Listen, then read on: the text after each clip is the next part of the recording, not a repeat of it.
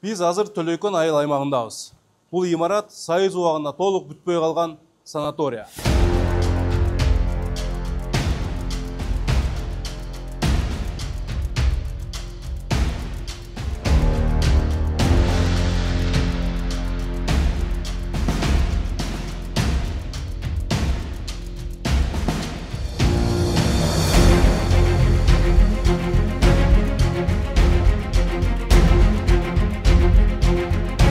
Бул имаратты Ош шаарынын мэри Жеңишбек Токторбаев рейд учурунда жеринен көрүп чыгып, санаторияны кайрадан оңдоп түзүүдөн өткөзүү боюнча тийиштүү кызматтарга тапшырма берген.